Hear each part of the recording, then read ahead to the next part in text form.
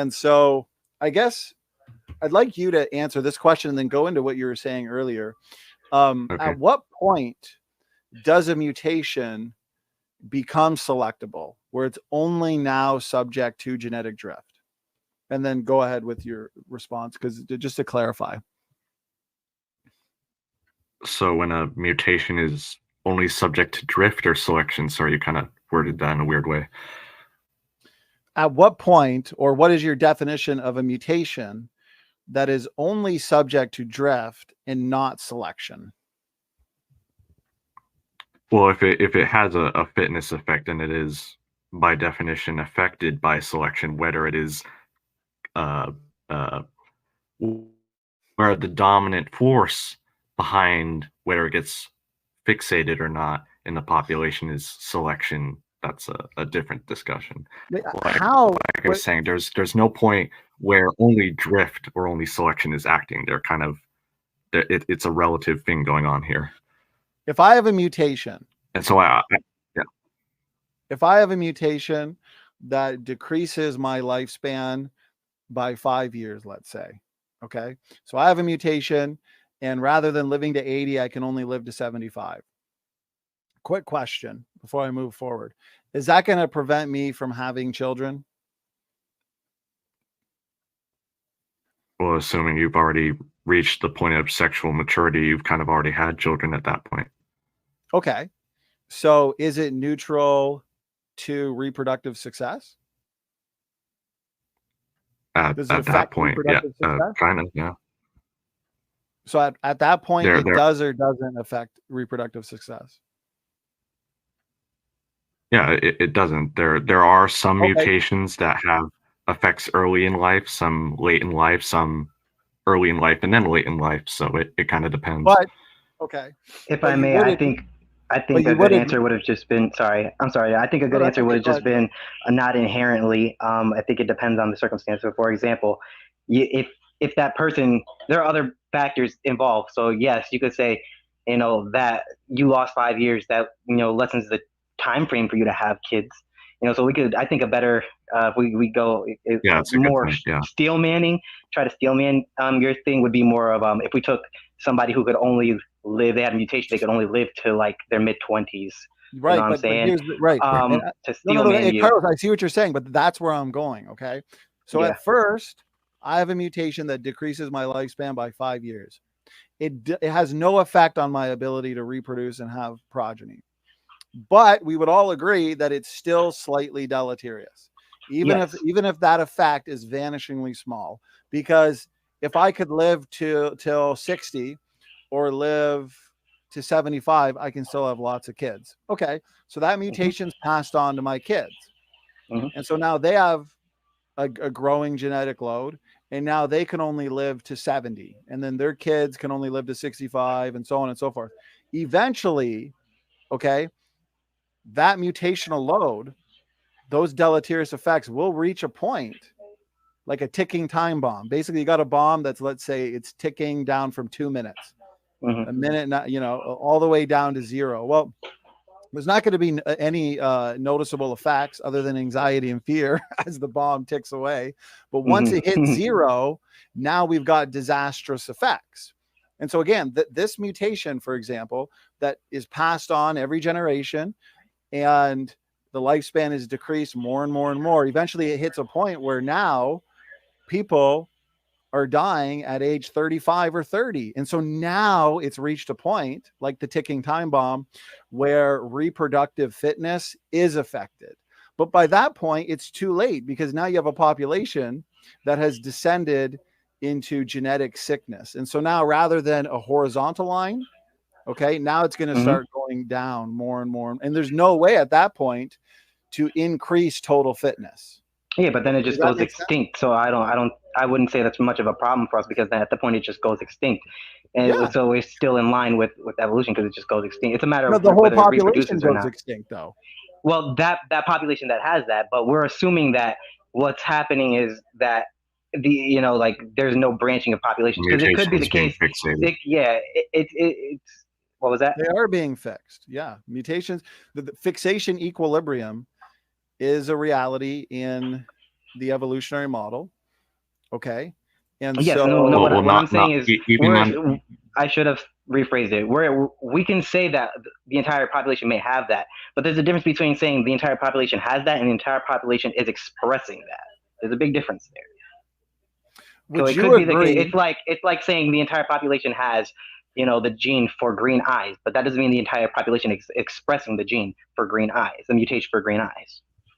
Well, the more mutations that accumulate, the more the genomes become incomprehensible, in the same way that the more typographical errors that are introduced into a text, at first, it's inconsequential, right? If you have a book the size of an encyclopedia and you start introducing typographical errors, you're still going to be able to read the book and understand it just fine.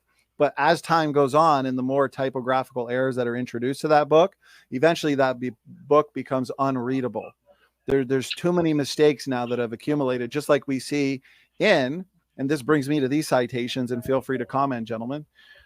I should ask, do you guys agree with this quote from Kitely and Lynch, that the vast majority of mutations are deleterious? From what I've heard other people say, I would say no. I would say that depends again largely on circumstance. And Andrew, you seem like you know more about this, so I'm gonna need you to straighten me out as well, buddy. Go ahead, Andrew. So if we want to say like slightly deleterious, then yeah, most mutations on average are deleterious. That's kind of just the distribution of fitness effects curves we see so often. I would like to ask you a question though, SFT, if you don't mind, just so we're kind of on the same page moving forward here. Yes, you can, but I don't want anybody in the audience or the panel to be confused.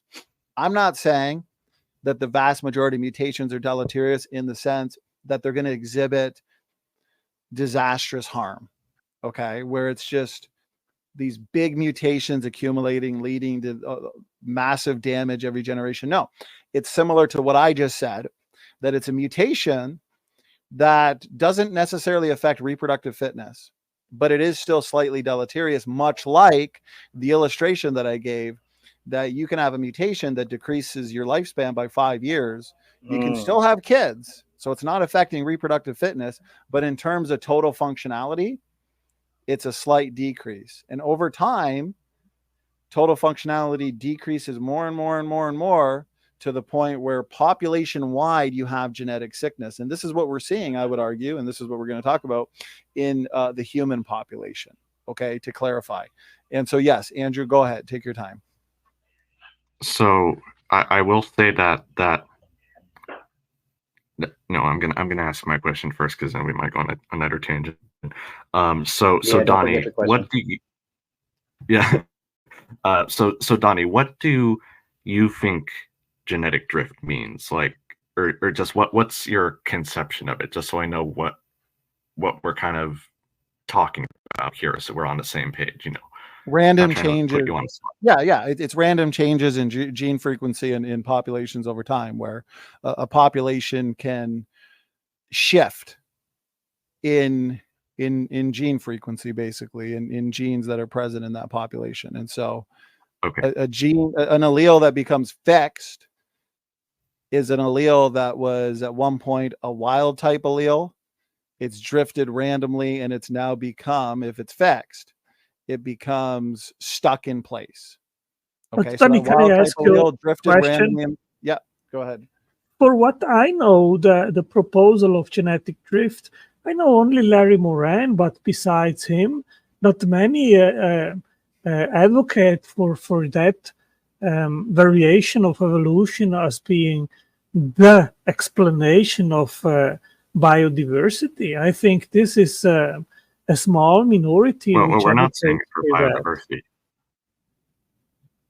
Just for molecular changes over time. Andrew, would you agree with my definition of genetic drift and fixation? Yeah, I like the way you phrased that. And I just want to harp on that point, though, that you included the word random there, because you seem to be under the impression that if it's under drift, then it is going to fixate if it's effectively neutral. But you're also saying that it's random fluctuations, like I was saying, the population. Like I could bring up a graph here if need be, but if right, there you are could have a random gene fluctuations variant. essentially, and a lot of those mutations are also going to be lost from the population, even some of the beneficial ones. But here's the thing. It's like you're climbing up a mountain. Let's say you have a lot of people. So basically you could have a genetic variant that is randomly drifting in a population, and it is increasing in frequency, or maybe it's decreasing in other gene variants can be decreasing in frequency. Okay. And many are lost. 99% are lost. But the thing is, many are not. And think of, you're climbing up a mountain. Okay. And the top of the mountain is fixation, people reaching the top of the mountain. But say you got 1 million people walking up the mountain.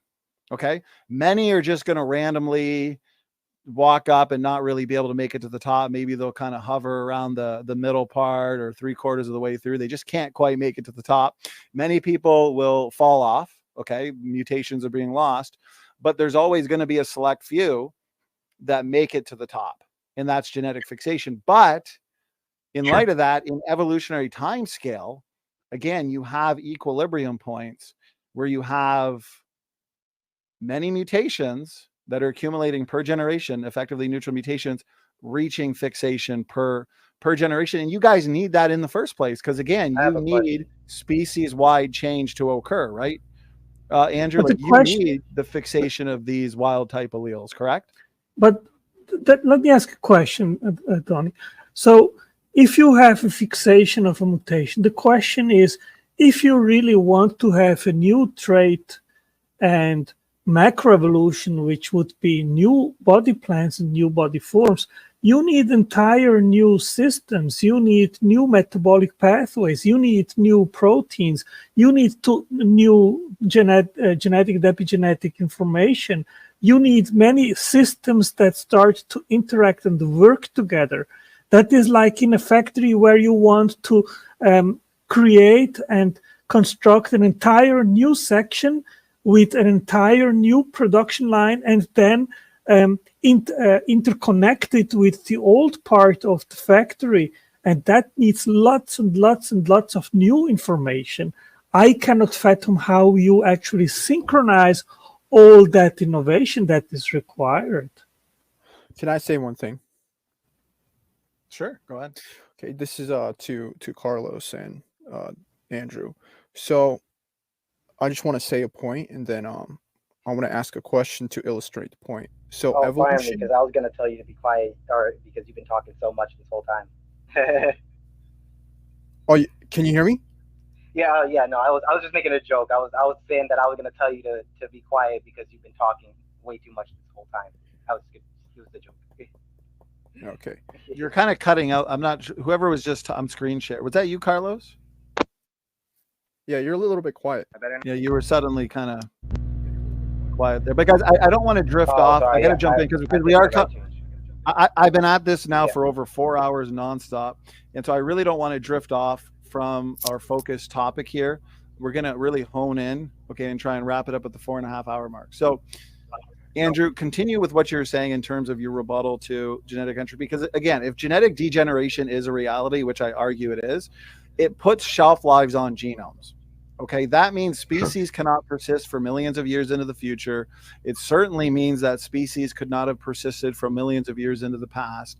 We understand that the rock strata that evolutionists, actualists, or uniformitarians assume is billions of years of history. Well, you find fossils all throughout that rock strata. We find fossils of horseshoe crabs that look basically the same as they do today in rock strata that's somewhere between 200 and 300 million years. And so the point is, we also have biology reflected in what?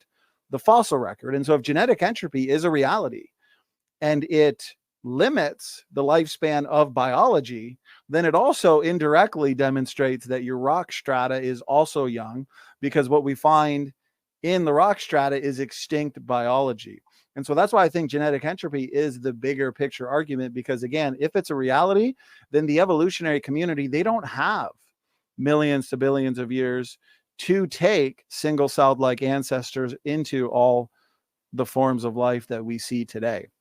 Well, and what to say about cyanobacteria, which are supposed to be 3.5 billion years old, and in that time span didn't change at all? Yeah. Yeah, it's not strictly true, but yeah.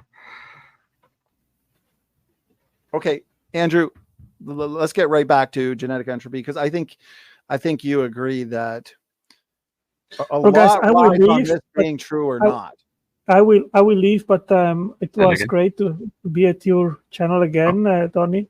Absolutely. And I hope that you can send me some material and that I can interact more and learn, because I think you have a lot of things that I want to dive in and keep up.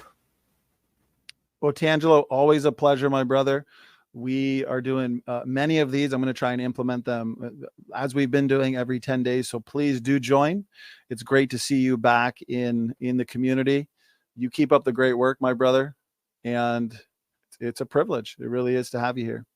Thank you. Thank you. Have a good night, everyone. See you next time. Bye-bye. God bless. So, Andrew, my response earlier, it's still, I'm not sure if you fully understand Tuma here. I want to get to the, okay. Standard population genetics theory teaches that the rate of fixation of neutral mutations, which includes effectively neutral mutations, okay, in a population equals the neutral mutation rate. How can selection slow that down? Because in order for selection to slow that down, the mutations can't be neutral, because by definition, a neutral mutation is a mutation that's not seen by selection. Unless what you're saying is what we were talking about earlier with the mutation that decreases the lifespan of an individual, where at first it's neutral to reproductive fitness, but eventually the harm is amplified to the point where now selection can see it, because people can only now live to 30 or 35. And so now it's affecting reproductive fitness. Is that basically what you're saying here? And speak to that, Andrew. Take your time. So one thing that can affect the neutral mutation rate, and as far as selection acting on what were previously we would consider effectively neutral mutations, i.e. those that were dominated by the influence of drift alone, we could have population sizes, or more specifically effective population sizes, that fluctuate over time. So at one point, a mutation that was effectively neutral becomes not effectively neutral because the population has grown over time. And then that can like decrease, so the population has grown over. I want to follow you. So the population has grown over time, that these effectively neutral mutations that have accumulated, they're no longer neutral now? Yeah, because that's what, like I was saying, the definition of, I'm not going to go into the mathematical definition because it's kind of hard to illustrate without a marker here. But essentially, like I was saying, effectively neutral means that the relative strength of drift on that mutation is greater than the relative strength of selection. It, like I was saying, it doesn't mean one suddenly goes away compared to the other. Say, for example, so this is the example I was trying to give earlier. Say you have a very, very small population in this hypothetical example, okay, of 1,000 individuals total. So that's your population size. And say you have a mutation that, let's say it's a deleterious one in this case. So it has an effect on fitness. So one or two of the individuals carrying that mutation, their reproductive fitness is affected. They don't pass on that mutation. But say due to genetic drift, that mutation is passed on by, say, 10 more individuals. In that case, we would say that drift compared to selection is the dominant force, aka that mutation is, by all intents and purposes, effectively neutral. So like I was saying, it doesn't mean selection suddenly goes away. It's not unselectable. and that can change again depending on the population size. So if we have a larger population, it's going by being so it's basically going by being subject to selection, to now as the population grows, to now being more subject to genetic drift. It's like bouncing between genetic drift and selection, is what you're saying? So the opposite, actually. So as the population grows larger, selection becomes more efficient at weeding out mutations with smaller and smaller selection coefficients, with smaller and smaller fitness effects. How small of a selection coefficient? That would depend on the effective population size we're talking about. So like, I think Dr. Zach Hancock in one of his videos, for example, where he was talking about the effective population size of modern human societies would be around 7 billion-ish. In that case, when you do the math and get the selection coefficient, that would be effectively neutral in that case, where drift would overwhelm selection. But the problem is, it would be on the order of 1 times 10 to the negative 7th power, something like that. So a very small order of magnitude in that case, for that large population size. And of course, there are organisms with larger population sizes. So that's kind of my point here. And the thing is, no matter how low the selection coefficient is, it's never going to be able to get rid of all of those mutations. I mean, selection's acting upon the organism. It's acting upon phenotype, not genotype. But it almost sounds like you're giving unlimited power to selection, where it can see each individual nucleotide. Well, I'm not necessarily saying that. I'm just saying it, on average, it becomes more effective at seeing, quote unquote, these mutations depending on the effective population size. Well, it all depends on the context of the organism we're talking about. It becomes more efficient, hypothetically. This kind of sounds like a lot of highly contrived mathematical modeling here. But for sake of argument, math is pretty straightforward. It's just 1/2 NE, N sub E is less than S, or sorry, negative 1/2 NE is less than S, which is less than positive 1/2 NE. That's what effectively neutral means. That's the mathematical definition. So if a mutation has a selection coefficient in that range, it is effectively neutral. But mathematically, for NE that we were talking about earlier, right here, the same number of neutral mutations should be fixed every generation. Okay, that is not affected by population size. I pointed out earlier how, according to the evolutionary model, you have in your out of Africa scenario, you have population crashes or bottlenecks, and then population surges, and then subgroups go out into isolated tribes, where you have instances of rapid fixation of these neutral mutations. And today we have humans at somewhere between 7 and 8 billion people. Okay. But for most of evolutionary history, the population existed in a way smaller number than that. Again, 1,000, 10,000, 30,000. It was only until recently that the population has surged into the billions, and that is required for fixation equilibrium. Population geneticists want fixation equilibrium in order that species can change in their entirety. The entire population's changing, not just individually. And so I don't think any of that addresses this issue where we have irreparable. I think you're confusing fixation equilibrium in this case with the fixation rate, because I'm not saying that no mutations, again, are going to fixation. Certainly some are. What I'm saying is what you're talking about, the fixation equilibrium, that all these neutral mutations are going to fixation. That's almost never the case. Some mutations are lost from the population and don't go to fixation.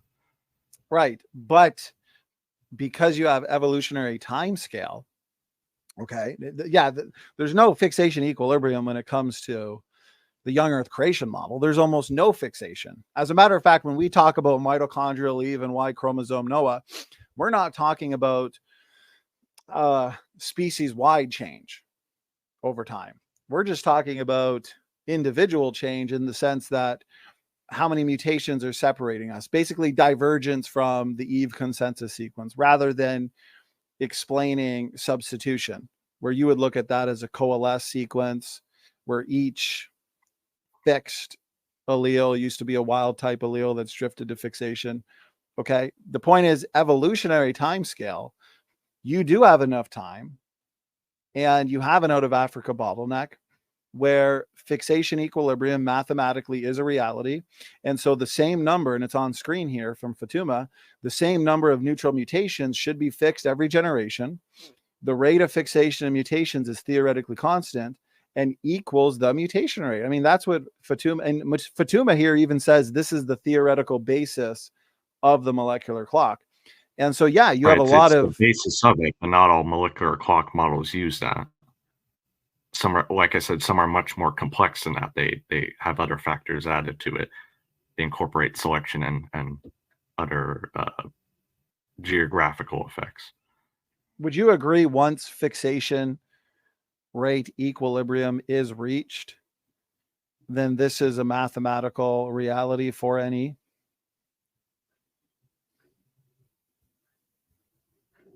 Sorry, can you repeat that one more time?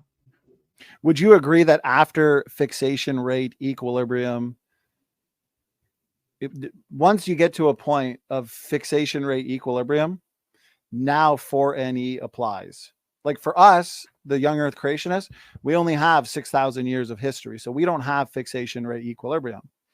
But the evolutionary story has the time scale and the out of Africa model for a fixation equilibrium for this formula here, for NE to be true, as Fatuma is talking about. Would you agree with that or disagree? How are you defining fixation equilibrium in this context? Well, fixation equilibrium is where the neutral mutation rate equals the fixation rate. So say the fixation rate is 50 and the population's 1 million. Well, every generation, 50 nucleotide substitutions are occurring in that population of 1 million. I have a question. But again, that's what I'm saying is oh, someone else talking. Oh yeah, no, go ahead. I was just gonna ask a clarifying question that I think may help whatever you're gonna say, because that's just something I was wondering. Carlos, you're really muffled. So suddenly we can't hear you for some reason. Very low volume. Can you hear me now? It's a little bit better. A little bit. You were really good earlier, though. Let me stop my share screen and see where you've.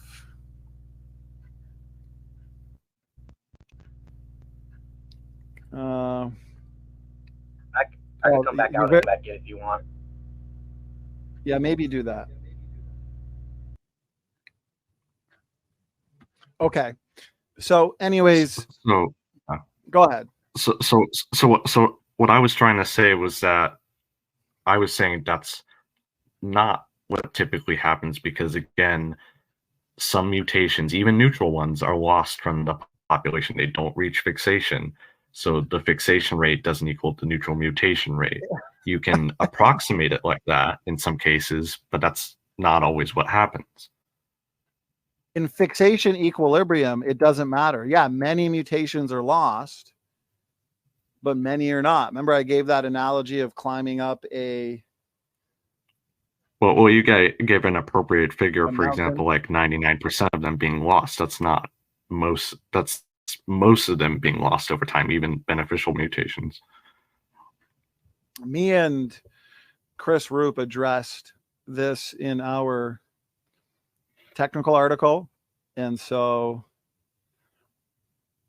okay, I'm going to screen share real quick. And okay. So notice this. Me and Chris Roop wrote this. It is true that the vast majority of mutations are lost from the population via genetic drift, as you've said, right? Especially immediately after they first enter the population while they are very rare alleles. The wild type allele I was talking about, okay? However, Right. our critics should know that two things can be true at the same time. So I think this is what you're missing, Andrew. Even with ongoing random loss due to genetic drift, classical population genetic theory states that over evolutionary timescales, as I've been pointing out, a neutral mutation fixation equilibrium point will be reached. When this occurs, the neutral mutation rate will equal the fixation rate. For example, if the effectively neutral mutation rate is 50 per person per generation, then that means 50 nearly neutral, or in fact, very slightly deleterious mutations will become fixed every single generation. And so you hold to the evolutionary time scale. And so you have a model that has reached fixation equilibrium. We don't, creationists don't, but you do. That's just a mathematical certainty. Do you disagree with that, Andrew? So to clarify, are you saying like 50 mutations per generation in a single individual, or has this already reached fixation? Because I think we're confusing the mutation rate from the substitution rate. No, the point is, well, is the substitution rate and fixation rate synonymous? As far as I'm aware. Right. Okay. You're right. So if the effectively neutral mutation rate is 50 per person per generation, yes. Okay. So if it's 50 per person, then that means 50 nearly neutral mutations will become fixed every generation. And Fatuma here, he verifies this. This is 4NE. This is fixation equilibrium. And he says this is the theoretical basis of the molecular clock. So the point is, yeah, a lot of mutations are lost, but many are not. And according to evolutionary time scale and 4NE, you have a lot of mutations that are drifting to fixation. And everything, anytime a mutation's fixed, even when a beneficial mutation's fixed, all the deleterious mutations in the linkage block are fixed with it. And so that's not going to counterbalance any of the damage because you have so many nearly neutral mutations drifting to fixation, leading to irreversible and irreparable damage if evolution is true. Or recombination can help counter that as well. Well, recombination doesn't really act upon large linkage blocks because those linkage blocks are all of those nucleotides are linked, right? Right, within a gene, sure. Yeah, so you could have a linkage block like of the genes. 10,000. You could have a linkage block of 10,000 nucleotides, and this goes back to something I was talking about earlier with Carlos. We have many large linkage blocks in the human genome that have no evidence at all for shuffling. They have no evidence at all for having been recombined. And so what I would argue that speaks to the youth of the genome because there hasn't been enough generations to scramble the genome as much as it should. But that just brings us back to your point here about recombination. It wouldn't be effective. Right, because that's not applicable to all chromosomes in the genome. Like you're saying, it's only a select few. Yeah. Okay. So my point is this is a reality according to Fatuma and population genetics theory. And so this amplifies. So let me just clarify here. If we get to the molecular clock, what he's saying here, where's your logic going from here? Just so I'm trying to understand the flow of your argument a little bit better. Basically, even if we were to imply the scenarios you've been talking about and more complex math, 4NE still applies. It's just a mathematical reality based on evolutionary timescales, based on the out of Africa model, based on genetic drift, based on selection. I mean, it's right here in front of you. This is Douglas Fatuma from an introductory level evolutionary textbook. I mean, this is what he's saying. Right, but I'm just curious what that means for genetic entropy specifically. Like, where are you going from here, assuming this is true? So, assuming this is true, then what that means is you have a large number of mutations that are reaching fixation. And so rather than just randomly drifting throughout the population, never reaching fixation, you actually have a model where many slightly deleterious mutations are reaching the point of fixation. And when they reach the point of fixation, they're stuck in place in every individual. That wild type allele has, the wild type allele started off rare and it drifted more and more to a higher frequency where it's now fixed. And when it's fixed, that's irreversible damage. There's nothing you can do about it.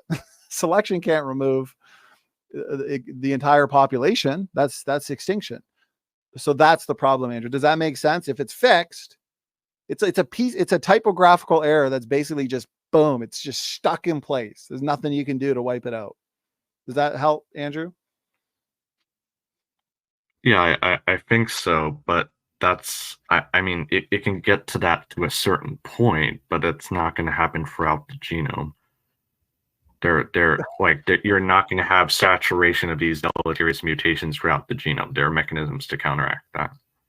No, because if you have all of those mutations per generation, right, the per generation neutral mutation, which is high, if that same amount are being fixed every generation in a population that's at fixation equilibrium, that's a lot of damage being stuck in place. No?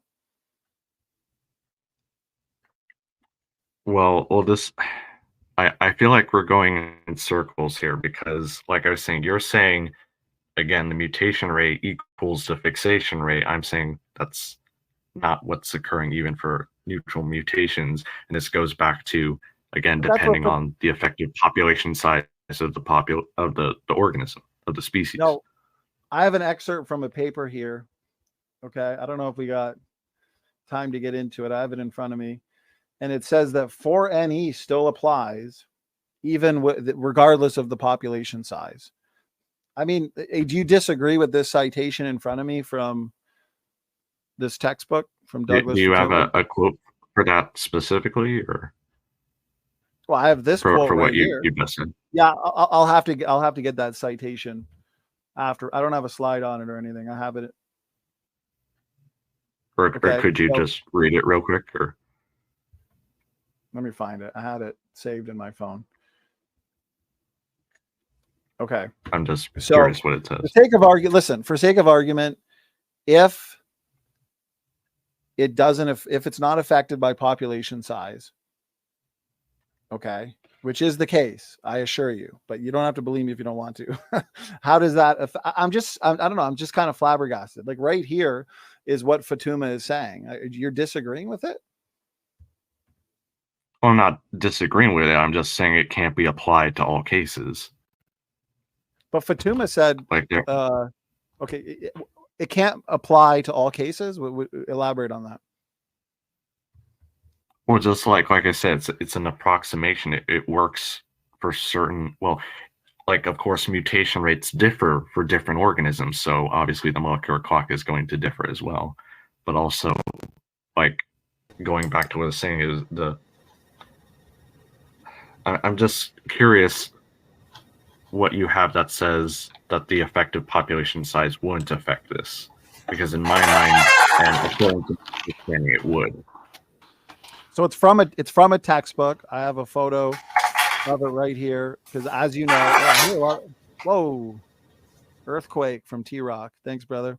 Okay, welcome, gentlemen. I guess what I'm trying to understand is, it seems like you're saying there are certain mutations that are kind of always neutral, so they're going to fixation due to this mechanism.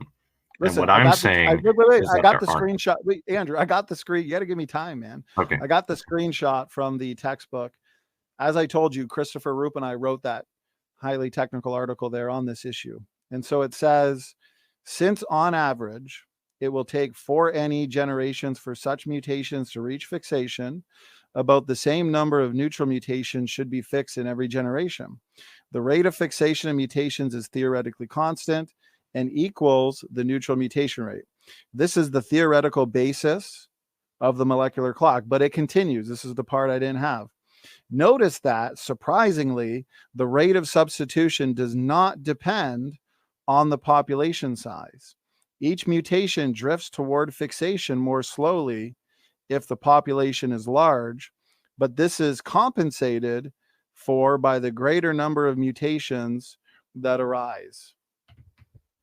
So, I mean, that's in the same section that I showed to you from this Fatuma. Okay, I think I see what he's saying there. Yeah. See right here? I guess I'd have to look into the context of that. Yeah, because I understand what he's saying there. I'd have to think about that. I'd like to say something on that, if I may.